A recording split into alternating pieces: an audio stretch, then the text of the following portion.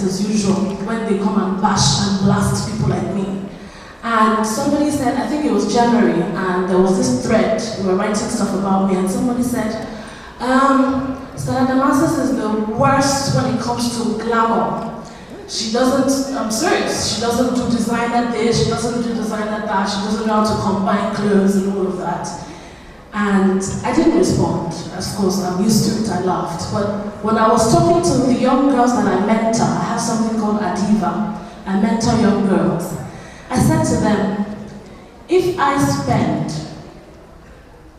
let's say 80,000 naira in Nigeria, to buy a very wonderful evening gown will cost me that much, between 50 to 100,000. If I spend that on a dress, and you take a picture of me and put it in front of a magazine, and it goes on the internet, that's the end of that dress. I cannot wear it again, because if I do, they will crucify me.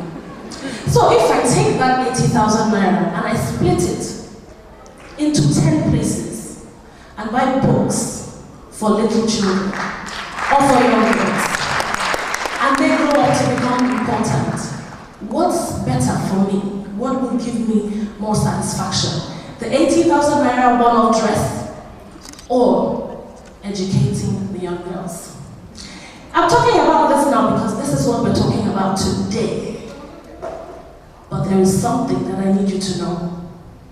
And if we don't do something about that something that I'm about to tell you, by next year, God forbid, we might not have as full as this hall today because we will not even have the women to celebrate. African women are dying every day. And this is what it looks like. This is what my fear is. My fear is that this thing is not something that just started overnight. It's been there for ages. It has been there for ages. Let me tell you a little bit of what causes these things. Our parents. As difficult as this might be, I just lost a friend recently to domestic violence, and this is why I'm really hurting so much.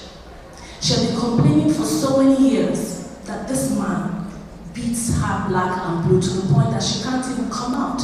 He beats her when she's breastfeeding, he beats her when she's pregnant, but because of where she comes from, you dare not speak to anybody about your marital problems. A lot of mothers do that.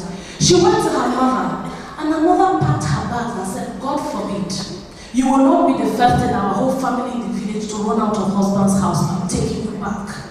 The mother took her back, knelt down in front of her husband and begged him to take her back. And she said to her daughter, my dear, your father too used to beat me. There's nothing new in it. Nobody should hear about what's going on between you and your husband. This is Africa. It's an abomination. If your husband beats you, he loves you. It's the truth. I've heard it from different people. If your husband beats you, he loves you. He owns you. Then you go to the police. People are lucky they're in London. Any small thing, police. Try it in Nigeria. You go to the police and they tell you, madam, it's domestic violence, it's domestic. It's between you and your husband. Go and sort it out, beg or that. You're a woman, you know how to. And as funny as it sounds, that is exactly what is happening. I'm calling on all of you here in the UK. You know how the system works. You know how the government works. Even if nothing else, you know that when you're in a developed country like this, there are some things that you can never sweep under the carpet. There are some things that will be handled carefully. It's not the same in my country. But the truth is, I love my country. I'm not going anywhere. I'm going to stay there. Even if I'm a lone voice, I will continue to fight with all I have until my voice is heard. But I believe that Women for Africa is here to support these causes. I was a widow at 26 with 2 children with only 8,000 naira in my bank account because my late husband and I, we invested so much in some things, and at that time my rent had expired. So there I was, 26, 2 children, husband dead, landlord staring at me. My friend, leave my house. God, I don't have money, I really don't care, get out of my house. I have to feed my children, they have to go to school. And I look at myself and I'm like, okay, what to do?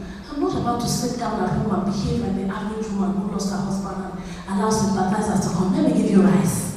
Let me give you this. After 3 weeks, everybody has to move on with their lives. Who has time to be staying with you? Not be person tell me. I got up and I started working. I was crucified for it.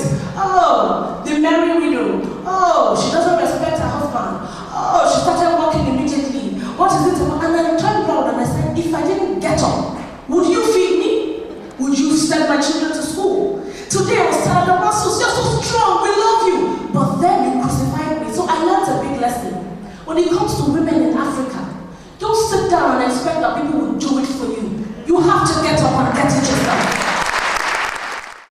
So before I leave, here's my dream for women of Africa. I see a future where every African country will have a branch of Women for Africa.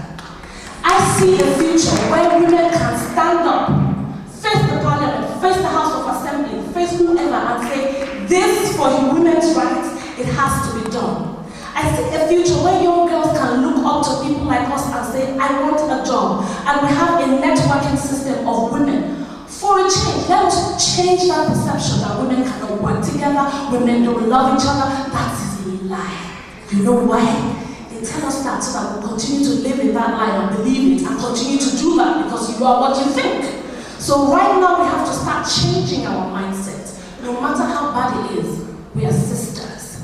I am a beautiful, intelligent black woman.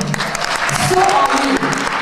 If we all in this room come together with our beauty, our intelligence, our elegance, we can make that difference. And to the men in the audience, we love you for your support. But the truth of the matter is, men will listen to men before they listen to women when it comes to things like domestic violence. So we urge you to please start from your homes. Talk to your sons. Let them understand that becoming a real man has nothing to do with violence. That you can be a man and you can earn your respect by being a real man who will protect his woman. Thank you for coming here.